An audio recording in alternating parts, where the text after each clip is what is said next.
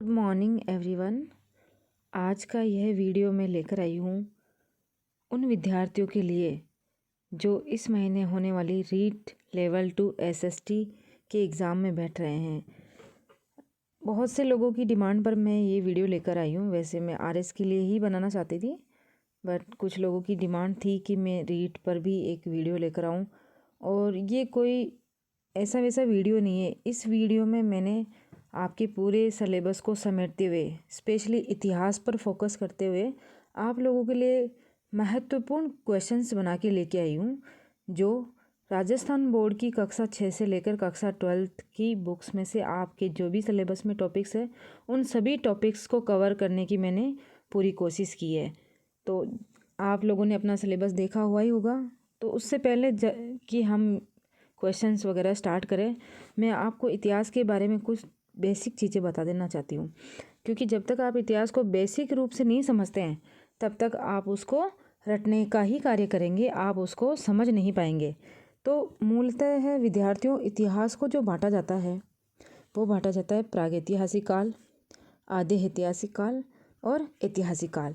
अब प्रागैतिहासिक काल का क्या तात्पर्य होता है? प्रागैतिहासिक काल का तात्पर्य होता है इतिहास से पहले का। प्राग का मतलब होता है पूर्व। प्राग प्लस ऐतिहासिक दोनों की जब संधि करते हैं तो वो शब्द बनता है प्रागैतिहासिक काल। तो प्रागैतिहासिक काल जो है ये माना जाता है 25 लाख ईसा पूर्व से लेकर 3000 ईसा पूर्व के मध्य तक।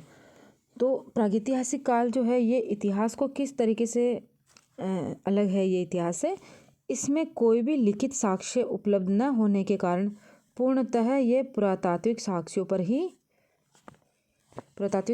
ही आधारित है। यानी कि यहाँ से हमें कोई भी लिखित साक्ष्य प्राप्त नहीं होता है। जैसे इसमें मूलतः लिया जाता है पाषाण काल को। पाषाण काल को अपन 3 हिस्सों में बांट देते हैं: पूर्व पाषाण, मध्य पाषाण और उत्तर पाषाण काल। लेकिन मैं इसको नहीं करने वाली हूँ क्योंकि यह आप लोगों के सिलेबस में नहीं है, इसलिए मैंने इसको कवर यहाँ पे नहीं किया है। तो फिर हमने जो कवर किया है उस पर हम बात करें। अगला जो है आधे ऐतिहासिक काल। आधे से आप समझ सकते हैं आधा, और इसका जो टाइम पीरियड है वो है 3000 ईसा पूर्व से लेकर 600 ईसा पूर्व के मध्य तक। अब आधे ऐतिहासिक काल से क्या तात्पर्य है? इसमें ये बात है बच्चों की लिखित साक्ष्य तो उपलब्ध है, लेकिन उन्हें अभी तक प्रामाणिक तौर पर पढ़ा नहीं जा सका है। और इसके अंतर्गत आपके 2 टॉपिक है, सिंधु सरस्वती सभ्यता और वैदिक सभ्यता। ये दोनों टॉपिक आपके सिलेबस में है। इन दोनों टॉपिक्स को हम आगे कवर करने वाले हैं। मैं मूलतः आप लोगों के लिए क्वेश्चन आंसर लेके आई हूँ, क्योंकि अब आप बहुत पढ़ चुके हैं और मुझे नहीं लगता कि एग्ज़ाम के इतने दिन पहले तक आपको सिर्फ पढ़ते ही रहना चाहिए। ये जो टाइम है यह आपके पढ़े हुए ज्ञान को चेक करने का समय है। इस समय आपको केवल और केवल क्वेश्चन आंसर ही देखने चाहिए और अब और अधिक मैटर पढ़ने पर ध्यान नहीं देना चाहिए। तो आधे ऐतिहासिक काल की हम बात करें तो सिंधु सरस्वती सभ्यता। सिंधु सरस्वती सभ्यता जो है, इसमें एक स्थल है धोलावीरा। एक स्थल है जो मैंने आगे कवर किया है, उसको आप लोगों को बता दूंगी मैं। धोलावीरा ये गुजरात में है और धोलावीरा से एक लेख प्राप्त हुआ है जिसको मैंने क्वेश्चंस में कवर कर दिया है आगे। वो लेख मिला जो है उस पर अभी तक कोई भी ऐसा इतिहासकार नहीं है जो उसको प्रामाणिक तौर पर पढ़ सका हो।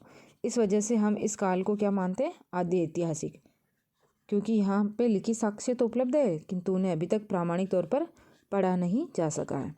फिर वैदिक सभ्यता को भी हम इसी में रखते हैं, उसके बारे में हम बाद में बात करेंगे। उसके बाद जो आपके सिलेबस में है ऐतिहासिक काल, जो 600 ईसा पूर्व से प्रारंभ हो जाता है। यानी कि मोटा रूप से अपन देखें तो ये महाजनपद काल से शुरू हो जाता है। और इसका मतलब ये है कि इस काल का जो इतिहास है वह लिखित है, वह पुरातात्विक साक्ष्यों पर उपलब्ध और लिपि को पढ़ने में भी सफलता प्राप्त हो चुकी है।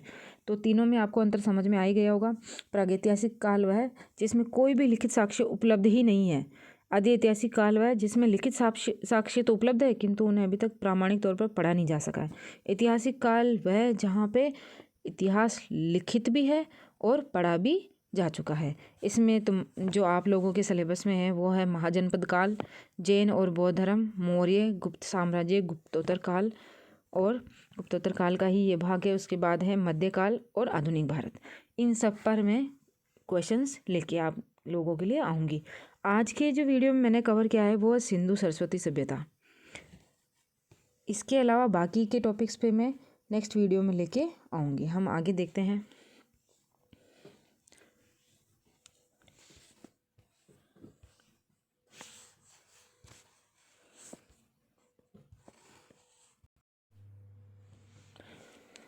इससे पहले कि हम आगे बढ़ें, मैं आपको एक छोटे से रूप में ये बता देती हूँ कि इतिहास के बारे में छोटी मोटी जानकारी है उनके बारे में हम बात कर लेते हैं।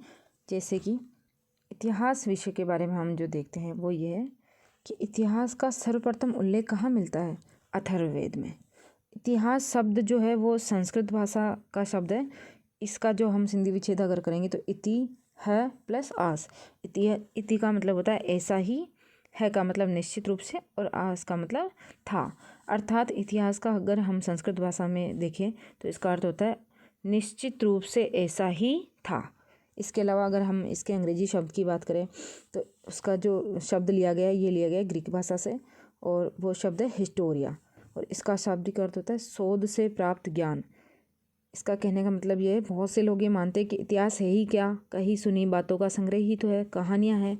लेकिन इतिहास मात्र कहानियाँ नहीं होकर शोध से प्राप्त ज्ञान भी है। हिस्ट्री शब्द का सर्वप्रथम प्रयोग किया गया यूनानी इतिहासकार जो थे हेरोडोटस के द्वारा। और जैसा कि आप लोगों को विदित होगा कि हेरोडोटस जो है इन्हें इतिहास का फादर कहते हैं, इतिहास का जनक कहा जाता है इनको। नेक्स्ट हम देखें, और इस शब्द का जो उल्लेख है इन्होंने किया है सबसे पहले द हिस्ट्रीज़ में। इनकी जो पुस्तक है द हिस्ट्रीज़। प्राचीन काल के इतिहास ग्रंथ जैसे पुराण, यानी कि भारत की हम बात करें तो भारत के प्राचीन काल के इतिहास ग्रंथ कौन से हैं? पुराण है। भारत के सांस्कृतिक इतिहास की सर्वाधिक जानकारी पुराणों से ही हमें प्राप्त होती है। और पुराण जैसे कि आप लोगों को पता होगा, पुराणों की संख्या 18 है।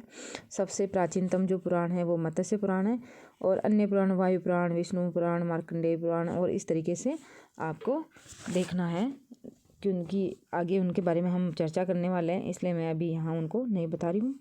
भारत के सांस्कृतिक इतिहास की सर्वाधिक जानकारी इन पुराणों से ही मिलती है।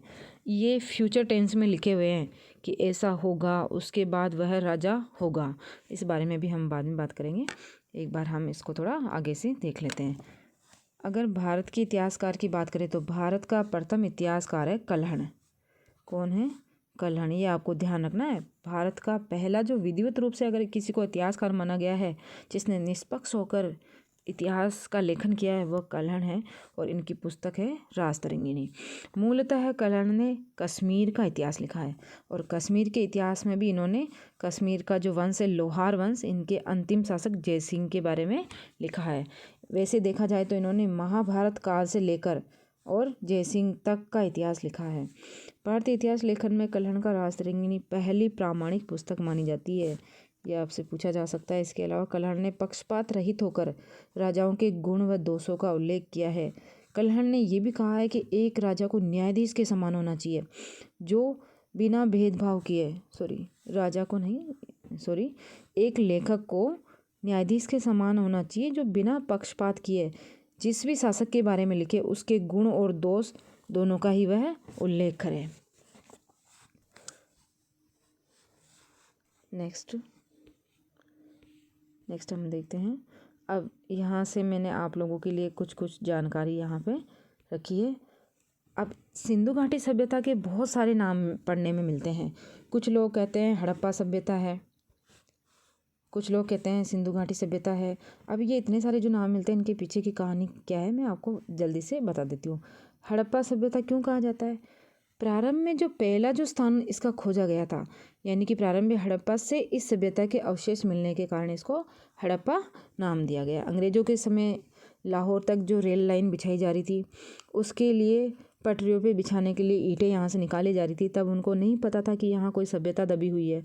उसके बाद इसका पता चलता है। तो सबसे पहले जो जगह की खोज होती है वो थी हड़प्पा, इसलिए इस स्थान के नाम पे इस सभ्यता का नाम हड़प्पा सभ्यता कर दिया जाता है। किंतु बाद में अलग अलग जगह से जब उत्खनन होता है तो सिंधु नदी के दोनों किनारों की ओर इस सभ्यता के विस्तार को देखकर इसे सिंधु सभ्यता कहा जाने लगा। यानी कि पहले इसको हड़प्पा सभ्यता कहा जाता था, उसके बाद सिंधु घाटी सभ्यता, और वर्तमान में इसको कहा जाता है सिंधु सरस्वती सभ्यता। इसका कारण ये है कि न केवल सिंधु नदी बल्कि सरस्वती नदी के किनारों पे भी इस सभ्यता के बहुत सारे स्थल प्राप्त हुए हैं।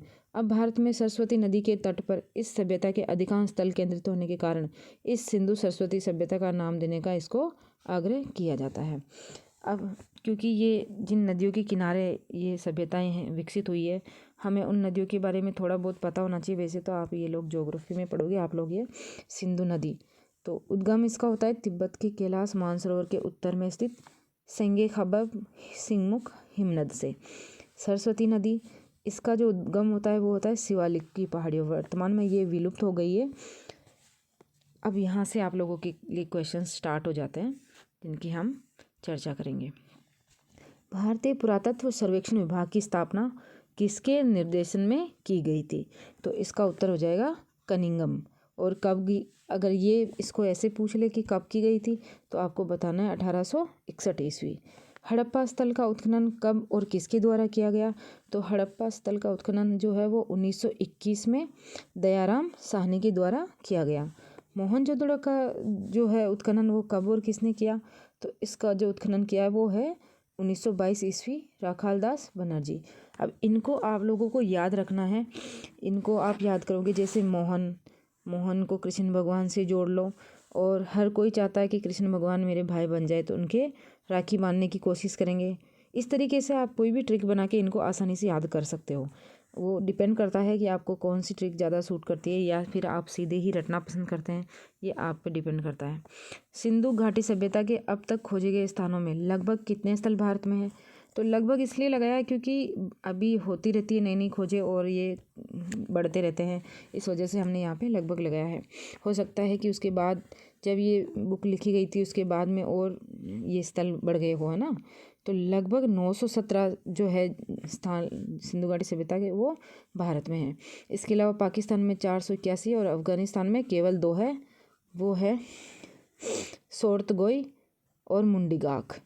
सोरतगोई और मुंडीगाक में आगे मेंशन करूँगी इनको, तो 2 ही है अफगानिस्तान में। उसके बाद देखिए सिंधु घाटी सभ्यता का विस्तार बताइए। तो पूर्व से पश्चिम 1600 किलोमीटर और उत्तर से दक्षिण 1400 किलोमीटर। इसका मैंने एक चार्ट आपके लिए बनाया है छोटा सा।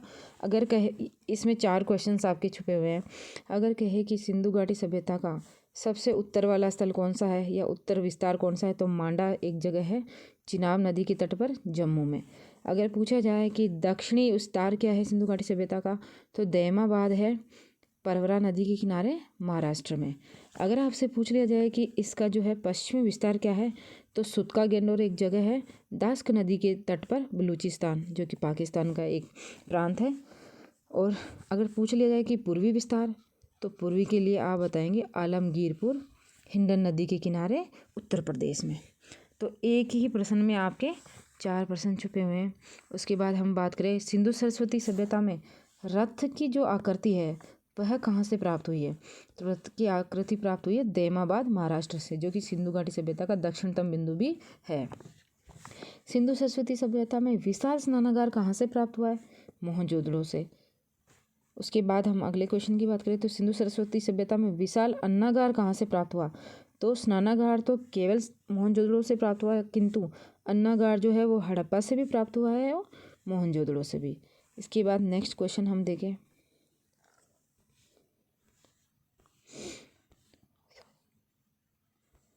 नेक्स्ट हम बात करें सिंधु घाटी सभ्यता के कौन से स्थल से विशाल जलाशय व स्टेडियम। ये 2 क्वेश्चन बनते हैं वैसे तो, पर मैंने एक ही बना दिया है। तो विशाल जलाशय भी यहीं से प्राप्त हुआ है और स्टेडियम के अवशेष भी यहीं से प्राप्त है, और वो जगह है धोलावीरा। यहीं से सिंधु सरस्वती सभ्यता का एक पाषाण खंड मिला है जिस पे लिपि लिखी हुई है, जिसकी हम बाद में और चर्चा करेंगे। इसके अलावा गोदीबाड़ा या डॉकयार्ड यानी कि बंदरगाह का एक भाग कहाँ से प्राप्त हुआ है सिंधु सरस्वती के स्थलों में से? तो आप इसका उत्तर हो जाएगा लोथल, जो गुजरात में है, और नदी है भोगवा नदी। ये नदी भी मैंने यहीं पे मेंशन कर दी है। आगे बात करते हैं। लोथल का डॉकयार्ड वर्तमान में जो विशाखापट्टनम में बने डॉकयार्ड से भी बड़ा था। देख लीजिए उस ज़माने में भी इन लोगों ने बिना संसाधनों के इतना बड़ा डॉकयार्ड बना दिया था। आगे बात करते हैं। नेक्स्ट जो क्वेश्चन है वो है 17 अक्षर का धोलावीरा का जो अभिलेख है उसमें कितने अक्षर है? 17। 17 अक्षर का सबसे लंबा व बड़े अक्षरों का अभिलेख कहाँ से प्राप्त हुआ है? तो इसका उत्तर हो जाएगा धोलावीरा। सिंधु सरस्वती सभ्यता की लिपि कौन सी है? क्योंकि इस लिपि में अक्षर जो है वो भाव चित्रात्मक है, इस वजह से इस लिपि को क्या नाम दिया गया है? भाव चित्रात्मक, यानी कि चित्रों के माध्यम से भावों को व्यक्त किया गया है। उसके बाद हम नेक्स्ट बात करें। सिंधु सरस्वती सभ्यता में खोपड़ी के अवशेष कहाँ से मिले हैं? तो कालीबंगा से भी मिले हैं और लोथल से भी मिले हैं। और कालीबंगा से जो खोपड़ी मिली है उस पर 6 छेद किए गए हैं। कोई बालक की खोपड़ी यहाँ से प्राप्त हुई है, तो इसका अलग से भी क्वेश्चन बन रहा है कि कहाँ से प्राप्त बालक की खोपड़ी पर 6 छेद है। इसका उत्तर हो जाएगा कालीबंगा। और ये खोपड़ी की शल्य चिकित्सा के संकेत देता है। तो आपके लिए एक अलग से क्वेश्चन ये भी बन सकता है कि कहाँ से एक ऐसा अवशेष मिला है जो खोपड़ी की शल्य चिकित्सा के संकेत देता है? तो कालीबंगा ही उसका आंसर हो जाएगा। नेक्स्ट क्वेश्चन पे हम बात करें। सिंधु घाटी सभ्यता में नर्तकी की कांस्य मूर्ति कहाँ से प्राप्त हुई है? इसका उत्तर हो जाएगा मोहनजोदड़ो। सिंधु सभ्यता के किन स्थलों से घोड़े के अवशेष? कुछ सालों पहले तक यह माना जाता था कि सिंधुवासी जो है वो घोड़े से परिचित नहीं थे। हमने भी जब आरएस का एग्ज़ाम दिया था शुरू में, तब हमने भी यही पढ़ा था कि घोड़े के अवशेष इस सिंधु घाटी सभ्यता से प्राप्त नहीं हुए, किंतु उसके बाद जो उत्खनन हुआ उसमें घोड़े के अवशेष प्राप्त हो चुके हैं। तो अब हम ये नहीं कह सकते हैं कि सिंधुवासी घोड़े से परिचित नहीं थे। और अवशेषों की बात करो, देखो 2 प्रकार के क्वेश्चन बनेंगे। अवशेषों की बात करोगे तो आंसर अलग होगा, और घोड़े की मिट्टी की मूर्तियों की बात करोगे तो आंसर अलग होगा। तो अवशेषों की अगर बात करते हैं तो कहाँ कहाँ से मिला है? सुरकोटा और रनगुंडई। रनगुंडई पाकिस्तान में है, वर्तमान पाकिस्तान में यह है। और नेक्स्ट देखते हैं। एस.आर. राव के अनुसार घोड़े की मिट्टी की मूर्तियाँ कहाँ से प्राप्त हुई है? तो इसका उत्तर हो जाएगा रंगपुर और लोथल, गुजरात में है। कच्छ सरस्वती नदी शोध अभियान से संबंधित विद्वान कौन है? ये पूछा हुआ क्वेश्चन है। Doctor V.S. वाकणकर, आप इसको ध्यान रखें, सरस्वती नदी से जुड़े हुए विद्वान हैं ये।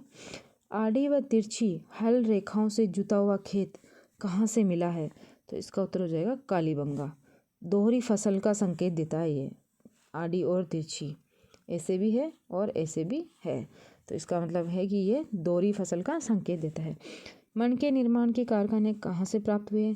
मनके बनाने के कारखाने लोथल और चहुंदड़ो दोनों जगह से प्राप्त हुए। लोथल गुजरात में है और चहुंदड़ो पाकिस्तान में है।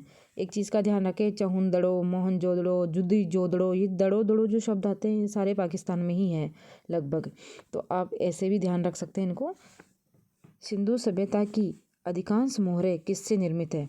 सेल खड़ी से। अधिकांश मोहरें किससे निर्मित है?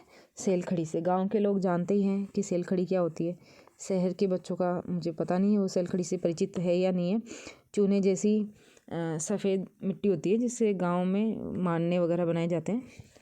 नेक्स्ट हम बात करें, इन मोहरों पर सर्वाधिक चित्रांकन जो है कौन कौन से जानवरों का मिलता है? तो इसमें हम देखें तो एक सींग वाला पशु, बाघ, हाथी, सांड और गेंडा। सिंधु लोग जो है तांबा कहाँ से मंगवाते थे? तो तांबा राजस्थान के गणेश्वर से मंगवाया जाता था। गणेश्वर पर अलग से भी क्वेश्चन बनाए मैंने आगे, गणेश्वर सभ्यता पे, तो वहाँ और चर्चा करेंगे हम। इसके अलावा सोना कहाँ से मंगवाया जाता था? तो मैसूर कर्नाटक से। चांदी ईरान और अफगानिस्तान से। मणकों के कीमती पत्थर जो है वो गुजरात से मंगाए जाते थे। नेक्स्ट बात करें,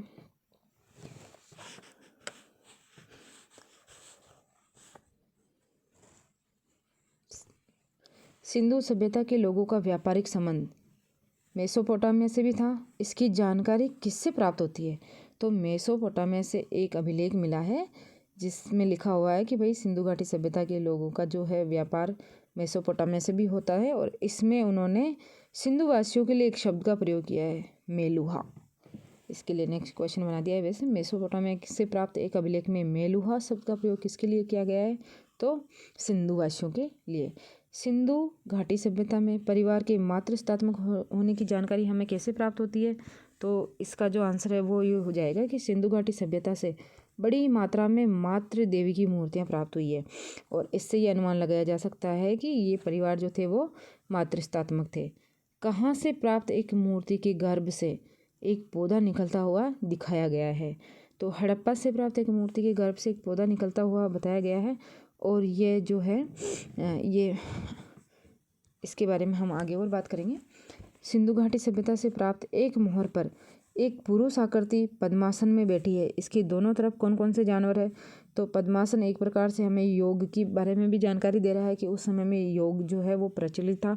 तो दोनों तरफ जानवर याद करने की आसान सा तरीका है कि एक तरफ देखिए हाथी और बाघ जो दोनों ही बलशाली और ताकतशाली, दूसरी तरफ देखिए भैंसा और गेंडा है और ये जो योगी की पद्मासन में बैठी हुई मूर्ति इसके नीचे हिरन है। तो ये जानवर भी कभी कभी पूछ लिए जाते हैं कि दाएं कौन है बाएं कौन है। तो दाएं ये दोनों है ताकतवर और बाएं हैं ये दोनों भैंसा और गेंडा और नीचे हिरन है। आगे हम बात करें, एक अन्य मोहर में योगी मुद्रा में व्यक्ति की आकृति कैसी है? तो ये भी आप लोगों के जो 6 to 12 राजस्थान बोर्ड की बुक्स है मैंने उसमें से कुछ भी नहीं छोड़ा है, लाइन टू लाइन आप लोगों के लिए क्वेश्चंस बना दिए हैं। तो इसका आंसर हो जाएगा श्रीमुखी व त्रिसंगी है। श्रीमुखी नहीं है, त्रिमुखी कर दीजिए इसको। 3 तो मुख है और 3 ही संग। आगे देखें, सिंधु घाटी सभ्यता से खुदाई में कौन कौन से स्थानों से अग्निकुंड और अग्नि वेदिकाएँ प्राप्त हुई है? अग्नि पूजा के साक्ष्य यहाँ से प्राप्त होते हैं। तो इसका आंसर आप लोगों के लिए हो जाएगा कालीबंगा, बनवाली, राखीगढ़ी और लोथल। तो ये कहाँ कहाँ है ये भी आप लोग ध्यान रखें। कालीबंगा राजस्थान के हनुमानगढ़ में है ही सही। इसके अलावा बनवाली हरियाणा में है, राखीगढ़ी भी हरियाणा में है, लोथल गुजरात में है जो बहुत बार आ चुका है। अब बनवाली और राखीगढ़ी को याद करने का मैंने एक तरीका बनाया है, आप लोगों को पता नहीं सूट करेगा नहीं करेगा, कि हरी रंग की राखी बनवाली। इससे क्या होता है कि हरी रंग की राखी बनवाली, तो हरियाणा भी ध्यान रह जाएगा, राखीगढ़ी भी रह जाएगा और बनवाली भी रह जाएगा। ये मेरा तरीका है, आप लोगों को अगर इससे अच्छा तरीका पता है तो आप उस तरीके से याद कर सकते हैं। आगे हम बात करें तो ये है कि सिंधु घाटी सभ्यता से प्राप्त मोहर पर सर्वाधिक चित्रण किसका मिलता है? तो कौन कौन से जानवरों का मिलता है? तो उसका आंसर पीछे था, लेकिन सर्वाधिक चित्रण एक विशेष कौन से जानवर का मिलता है? तो उसमें आपके हो जाएगा एक सींग वाला वृषभ यानी एक सींग वाला बैल। नेक्स्ट क्वेश्चन देखिए, भारत की तरह अन्य कौन से स्थान पर मातृ पूजा का प्रचलन था? तो वह जगह है क्रीट, जहाँ पे भारत की तरह मातृ पूजा का प्रचलन था। नेक्स्ट हम देखें, रेडियो कार्बन पद्धति से सिंधु सभ्यता की तिथि क्या मानी गई है? तो इसका आंसर हो जाएगा 2300 ईसा पूर्व से 1750 ईसा पूर्व। कौन से सैंधव स्थल से लकड़ी के खोखले तनों का उपयोग नालियों के रूप में किए जाने के प्रमाण मिले हैं? ये बहुत इंपॉर्टेंट है। लकड़ी की नालियाँ केवल और केवल कालीबंगा से ही प्राप्त हुई है। सिंधु घाटी सभ्यता से कौन से खेल के प्रमाण मिले हैं? पासे मिले हैं। इसका मतलब पासे से संबंधित खेल वहाँ पे खेले जाते थे, जैसे कि चौसर। नेक्स्ट बात करें हम, सिंधु घाटी से प्राप्त कुछ मोहरों पर कौन से वाद्य यंत्र के अंकन किया गया है? तो वह है सारंगी और वीणा। ये आप लोग ध्यान रखें कि सिंधु घाटी से प्राप्त कुछ मोहरों पर कौन से वाद्य यंत्रों का अंकन है? सारंगी और वीणा। सिंधु घाटी सभ्यता में जौ के प्रमाण कहाँ से मिले हैं? तो उत्तर हो जाएगा सिंधु घाटी सभ्यता में जौ के प्रमाण हड़प्पा और मोहनजोदड़ो दोनों ही स्थानों से मिले हैं। सिंधु घाटी सभ्यता के निवासियों का मूल खाद्यान्न क्या था? मुख्य खाद्यान्न, और मुख्य खाद्यान्न इनका हो जाएगा गेहूँ और जौ। चावल नहीं है अभी, गेहूँ और जौ ही इनका मुख्य खाद्यान्न था। नेक्स्ट हम बात करें, विश्व में कपास की खेती का पहला उदाहरण कहाँ से प्राप्त हुआ है? तो कहाँ से हुआ है? सिंधु घाटी सभ्यता से। और यूनानियों ने कपास के लिए किस शब्द का प्रयोग किया है? यूनानियों ने कपास के लिए सिंडन शब्द का प्रयोग किया गया। सिंधु घाटी सभ्यता के लोग कौन कौन सी धातुओं का प्रयोग करते थे? तो पहले ये माना जाता था कि ये लोग तांबे और कांसे से ही परिचित थे, सोने चांदी से परिचित नहीं थे। किंतु अभी हरियाणा में कुनाल एक जगह है जहाँ से चांदी की 2 मुकुट प्राप्त हो चुके हैं और सोने के होने के भी साक्ष्य प्राप्त हो चुके हैं। तो अभी माना जाता है कि वो सोने चांदी से भी परिचित थे। नेक्स्ट हम देखें, सिंधु घाटी सभ्यता में कहाँ से विकसित सीप उद्योग के प्रमाण मिले हैं। तो सीप उद्योग के प्रमाण मिल रहे हैं लोथल और बालाकोट से। लोथल गुजरात में है ही सही। और नेक्स्ट हम देखें बनवाली से प्राप्त एक अर्धवृत्ताकार, बनवाली अभी बताया था मैंने, हरे रंग की राखी बनवाली, तो बनवाली हरे रंग यानी कि हरियाणा से, है ना। एक अर्धवृत्ताकार ढांचे के संबंध में कुछ विद्वानों ने क्या संभावना व्यक्त की है। वैसे तो माना जाता है कि सिंधु सरस्वती सभ्यता के जो लोग हैं वो प्रकृति के पूजक थे, प्रकृति की ही वह पूजा करते थे। किंतु ये जो अर्धवृत्ताकार ढांचा मिला है, कुछ विद्वानों ने कहा है कि इसके मंदिर होने की संभावना है। हालांकि ये श्योर नहीं है कि मंदिर ही है, इन लोगों ने केवल संभावना व्यक्त की है। नेक्स्ट क्वेश्चन देखिए, मोहनजोदड़ो के एक देवता को ऐतिहासिक काल के किस देवता का प्राक रूप माना है। तो जॉन मार्शल जो थे इतिहासकार, इन्होंने मोहनजोदड़ो की एक मोहर पर अंकित देवता को ऐतिहासिक काल के पशुपति शिव का रूप माना है। सिंधु घाटी सभ्यता में कौन कौन से स्थानों से वर्ताकार अग्निवेदिकाएं मिली है। तो वर्ताकार अग्निवेदिकाएं जो मिली है वो मिली है बनवाली और राखीगढ़ी से। दोनों ही हरियाणा में है। मैंने बताई थी हरे रंग की राखी बनवाली, तो ये दोनों ही कहाँ है, हरियाणा में। कुछ मोहरों पर कौन से मंगल चिन्हों का अंकन काफ़ी संख्या में मिलता है। तो सिंधु घाटी सभ्यता में कुछ मोहरों पर स्वास्तिक, चक्र और क्रॉस जैसे मंगल चिन्हों का अंकन भी काफ़ी मात्रा में मिलता है। नेक्स्ट है, सिंधु घाटी सभ्यता से प्राप्त कौन से प्रमाण योग और साधना की परंपरा के अस्तित्व का संकेत देते हैं। तो इसका मैंने अभी थोड़ी देर पहले भी बताया था कि पशुपति की जो मोहर है उसमें पद्मासन मुद्रा में बैठे हुए योगेश्वर शिव का जो है अंकन किया गया है। और इसके अलावा मोहनजोदड़ो से प्राप्त योगी की मूर्ति, जिनकी दृष्टि जो है उनके नासाग्र पर टिकी हुई है, ये दोनों ही जो है योग और साधना की परंपरा के अस्तित्व के संकेत देते हैं। नेक्स्ट,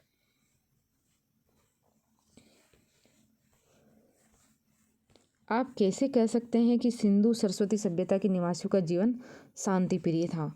तो जो लोग युद्ध के शौकीन होंगे उनके वहाँ से खूब मात्रा में आयुध और हथियार वगैरह मिलेंगे, लेकिन क्योंकि सिंधु घाटी सभ्यता से ज़्यादा मात्रा में आयुध, अस्त्र शस्त्र ये सब नहीं मिले हैं, अतः हम कह सकते हैं कि सिंधु घाटी सभ्यता के निवासियों का जीवन शांति प्रिय था।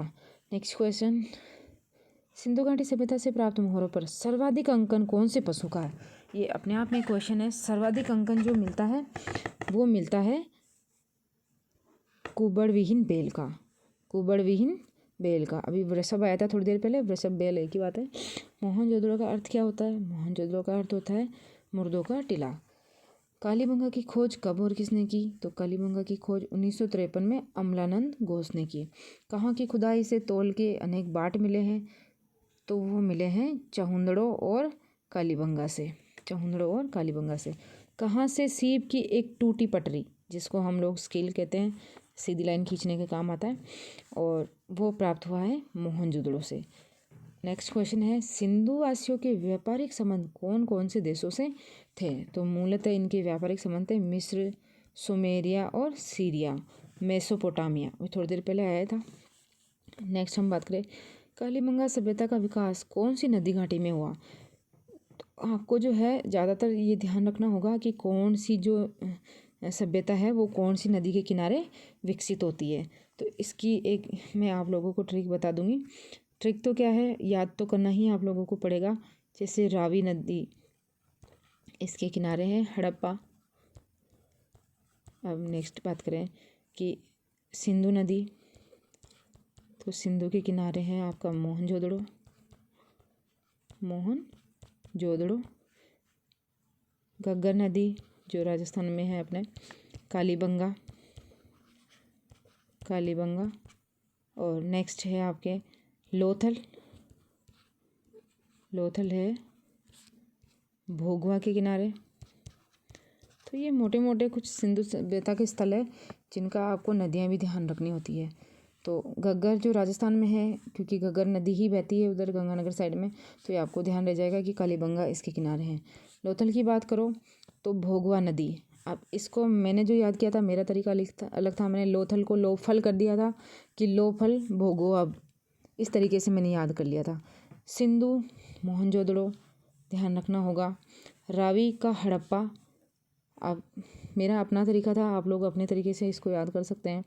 मैंने इस तरीके से याद किया था कि कोई रवि नाम का लड़का है और हड़प्पा टाइप किसी गाने पे डांस कर रहा है। इस तरीके से आप लोग याद कर सकते हैं, आपका अपना तरीका हो सकता है। नेक्स्ट हम आगे चलते हैं।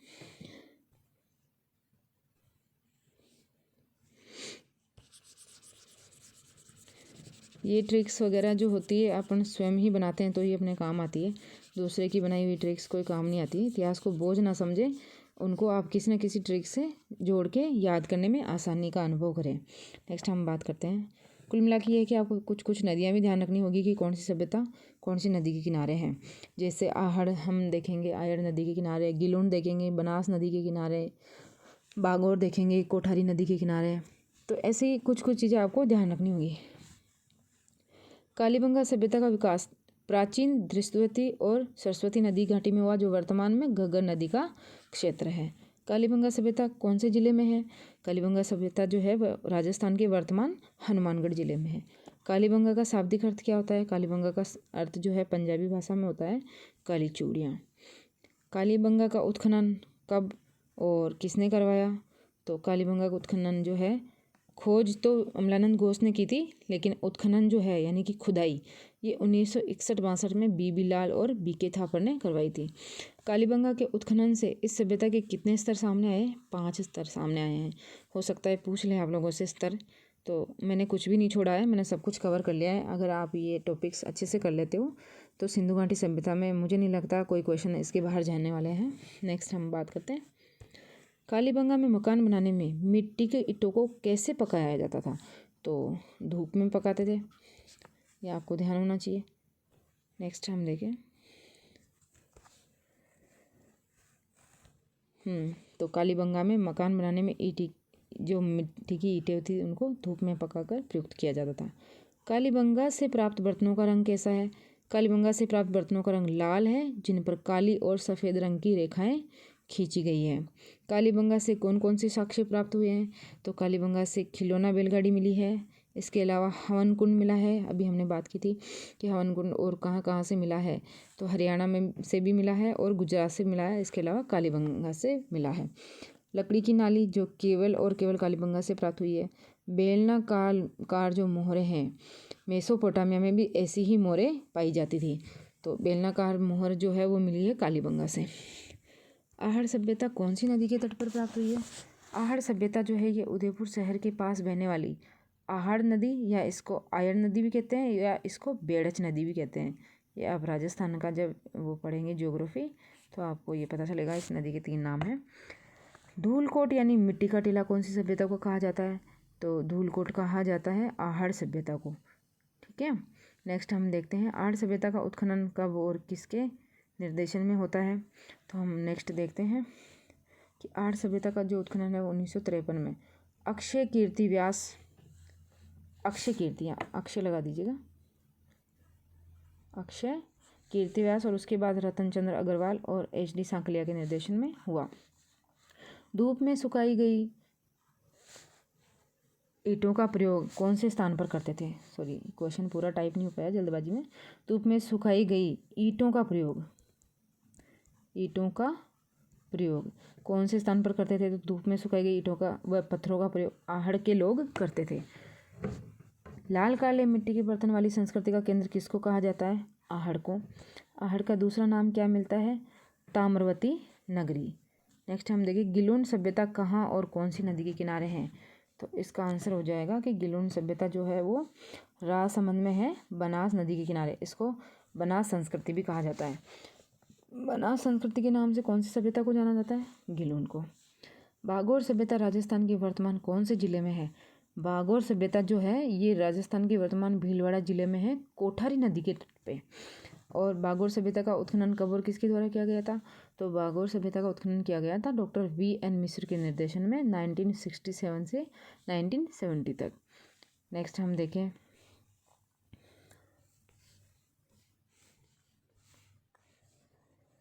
कौन सी सभ्यता से छेद वाली सुई प्राप्त हुई है? तो वो हो जाएगी आपकी बागोर। बागोर से जो है वो छेद वाली सुई प्राप्त हुई है। राजस्थान में कौन से स्थान से पशुपालन के, ये इंपॉर्टेंट है भाई, इसको बहुत अच्छे से ध्यान रखना आप। राजस्थान में कौन से स्थान से पशुपालन के प्राचीनतम साक्ष्य वो प्राप्त हुई है? बागोर से। और पशुपालन जो है ये आपके मध्य पाषाण काल की विशेषता है, मध्य पाषाण काल, क्योंकि आप लोगों के पाषाण काल है नहीं इसलिए मैंने इसको नहीं पढ़ाया है, ना ही इसके क्वेश्चंस आप लोगों के लिए लेके आई हूँ, पर आपको समझना आवश्यक है।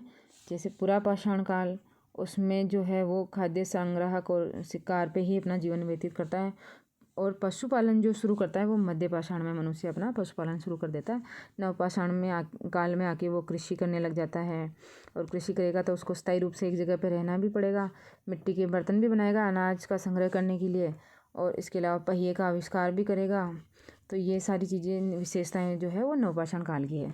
किंतु अभी हम पशुपालन की बात करें तो पशुपालन जो मध्य पाषाण काल की विशेषता है, और राजस्थान में कहाँ से प्राप्त हुआ है, ये हुआ है बागोर से, और ये प्राचीनतम साक्ष्य है। नेक्स्ट हम बात करें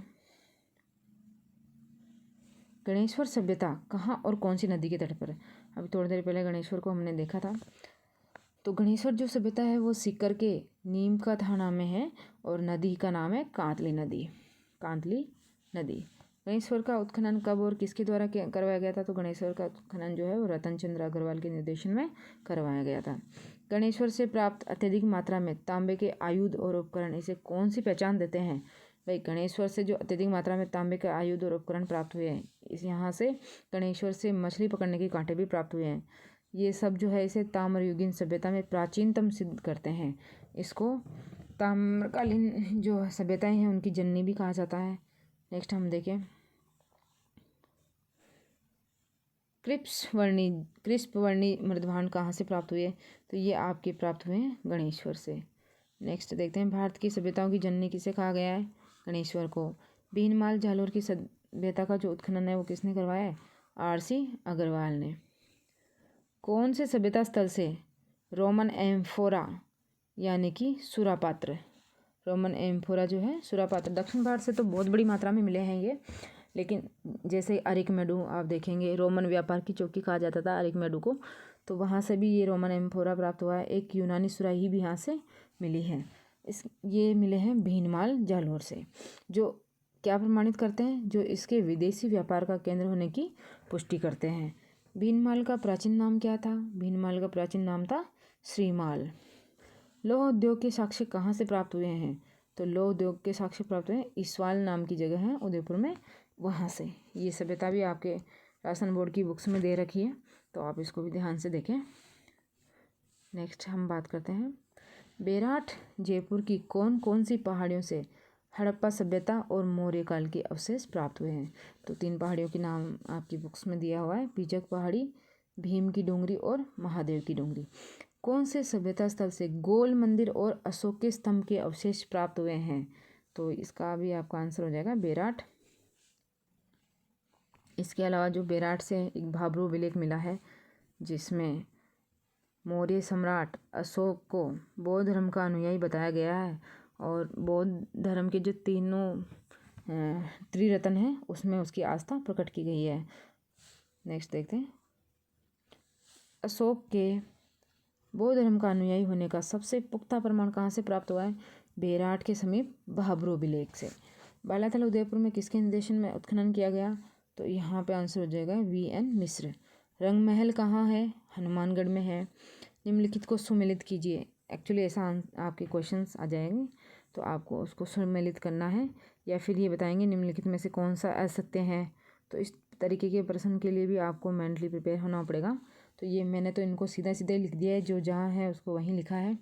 जैसे ओजियाना जो है वो भीलवाड़ा में है, नगरी चित्तौड़गढ़ में है, बरौर गंगानगर में है, तिलवाड़ा बाड़मेर आप में से बहुत सारे बच्चे जानते होंगे, जोधपुरा जयपुर में है, सोनारी जो है ये लोहयुगीन सभ्यता है और ये झुंझुनू में है, नोह ये भी लो वाली है, भरतपुर में है, और नगर टोंक इसको भी भारत का राजस्थान का टाटा नगर कहा गया है लोह नगरी होने के कारण। तो ये आप इनका आपको पता होना चाहिए कौन सी जगह कहाँ पर है। तो आज की वीडियो में इतना ही।